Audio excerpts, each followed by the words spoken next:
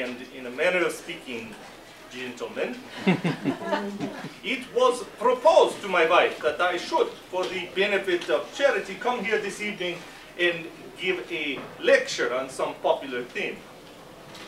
Well, if I'm to lecture, I shall lecture. It is all the same to me.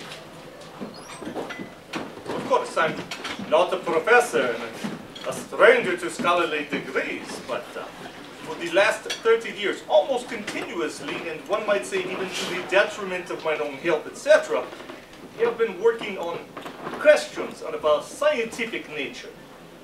I reflect and sometimes even write, you may imagine, scientific articles. Well, not that they are exactly scientific, but in the scientific manner. Today, recently, I wrote an article on the harm of certain insects. My daughters enjoyed it very much, especially the part about the bed bugs. But after I read it, I just tore it up, because no matter how well you write, you cannot get by without insecticide powder. We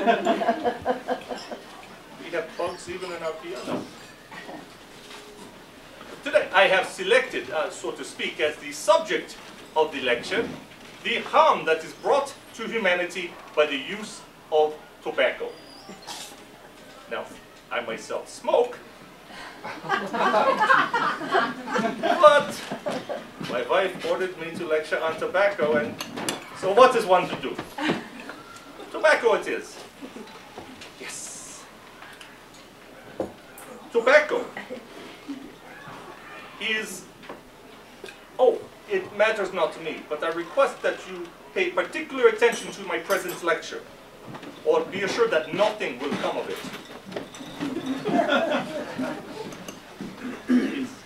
Anyone who might be afraid of a dry scientific lecture who is scared of such a thing, well, they can just not listen or go away. In particular, I request any guests here who are physicians to pay attention, because tobacco, apart from its harmful effects, is also used in medicine. In fact, if you take a fly and put it in a box of tobacco, it will expire. The fly. Probably of nervous exhaustion. Yes. Tobacco is primarily a plant.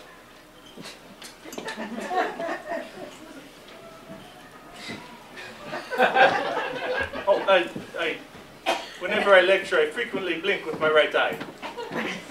Should pay no attention to it. From agitation. I'm a very nervous man, generally speaking, and began to blink with my right eye in 1889. On September 13th. Furthermore, and in the view of the lack of time, we should continue. I forgot to say, though, that my wife, she runs a music school and a private boarding house for women. Well, not exactly a boarding house, but something in the nature of a boarding house. Yes. And speaking between ourselves, my wife loves to complain about dire circumstances, but she has some 40 or 50,000 hidden away.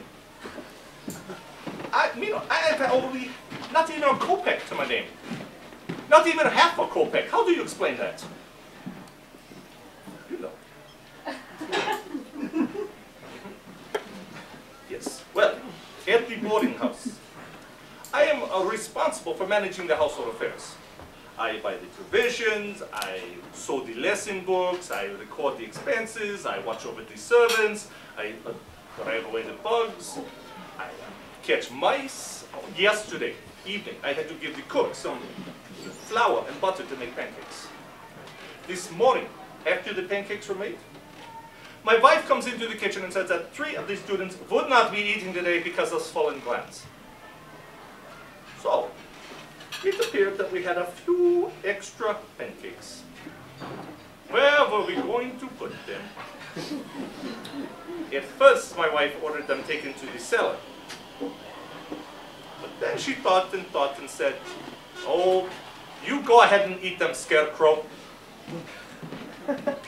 When she's out of humor, that's what she calls me. Scarecrow. Or Viper. Or Satan. Well, you can see what sort of Satan I am.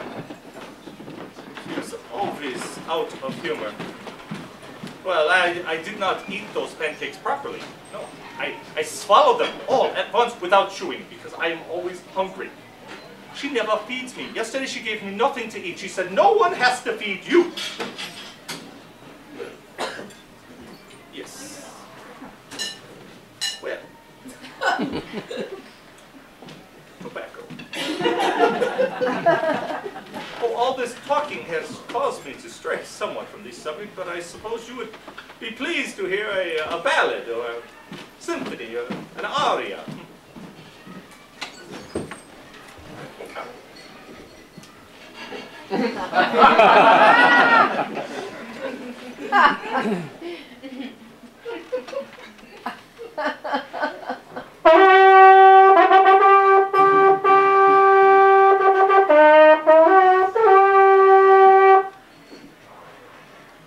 I forget where that comes from.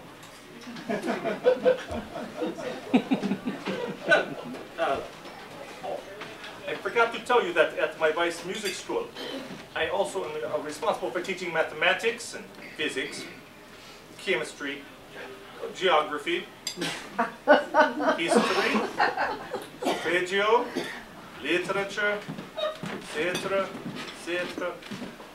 For the dancing and singing and drawing, my wife gets a separate payment. Although it is I who am also the singing and dancing master. The school is located at number 13 Five Dog Alley. That's probably why my life is so unlucky. Because I live in the house number 13. And my daughters were all born on the 13th. And the house, it has 13 windows. How do you explain that? Appointments for consultations with my wife at the music school can be made for any hour at our home. And the school's prospectus, if you would like a copy, may be purchased from the porter for 30 kopecks.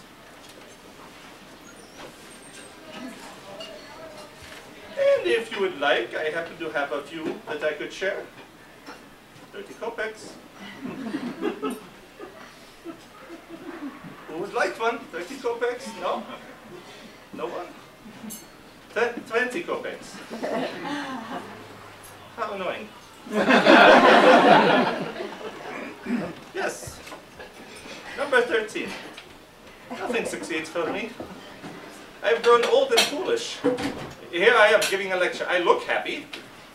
But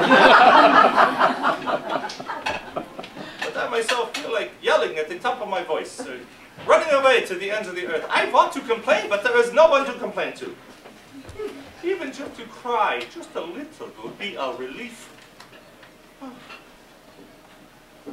Daughters, you say? What about your daughters? What about them? I speak to them, they only laugh. My wife has 7 daughters. No, 6. Wait, no. 7. 7 daughters. And the oldest is 27, the youngest is 17. Oh. Dear sirs, I am unhappy. I am a fool and nothing. I appear before you as the happiest of fathers. Would that were actually so. But I dare not say otherwise. If you only knew. I've lived with my wife for 33 years. And they were the best years of my life. Well, not exactly the best. Should have been the best. But they passed all like one happy moment. What the hell with them? Besides, she has not yet arrived. She is not here. Therefore, I can say whatever I please. I'm afraid. I'm afraid when she looks at me. That's what I said. My daughters have remained unmarried for so long, probably because they're so shy. Or because men never get the chance to see them. My wife refuses to have anyone over for supper. She never invites anyone to dinner. She is a miserly, angry, quarrelsome woman. And therefore, no one can be with us.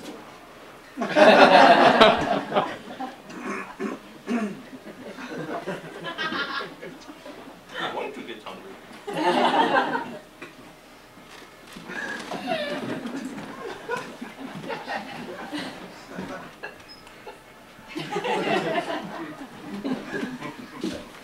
can tell you a secret, though.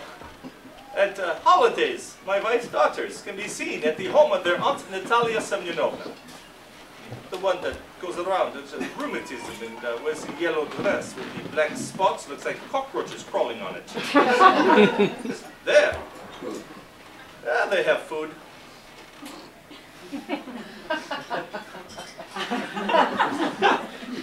And if my wife is not there, you can... I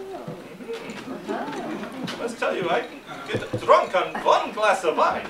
And from that, I feel so good. And at the same time, so sad. That I can't express it.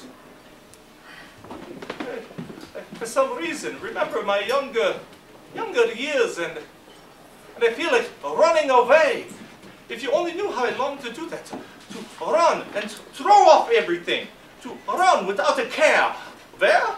It does not matter where, just to run from that vile, insipid, cheap life which has turned me into an old, pitiful fool, an old, pitiful idiot.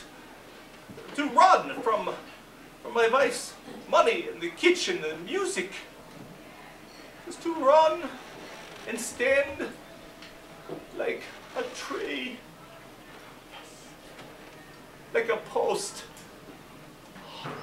like a scarecrow, and just gaze into the wide heavens and spend all night looking at the quiet, bright moon. And to forget. Forgetting. Oh, how I wish to remember nothing. Oh, how I would love to take this coat off that I was married in 30 years ago.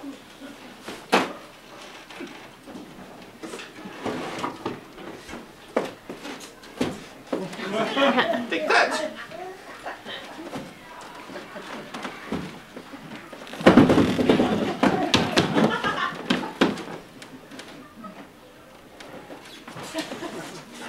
I've gone old and shabby like this vest with its worn-out back.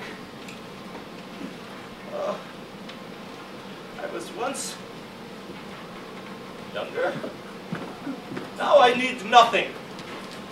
I was once wise, young. I attended the university.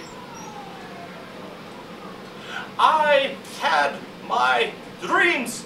I counted myself a man. Now, I did nothing. Nothing besides rest. Just rest.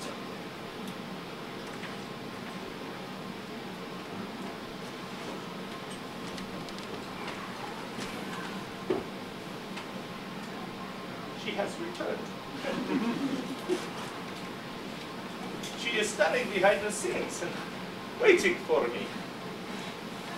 Hello.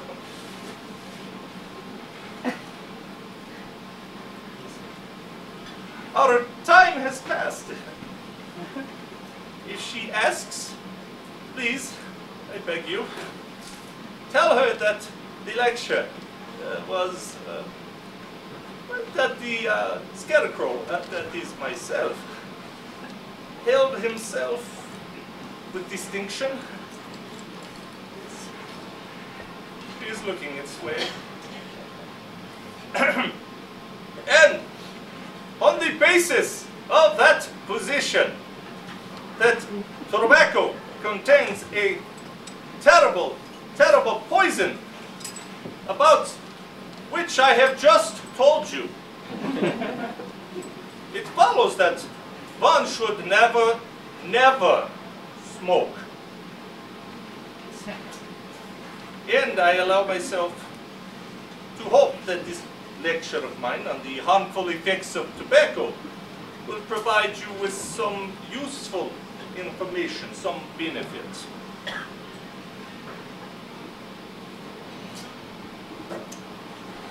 Well, it is everything. Dixie et Ramam Levavi.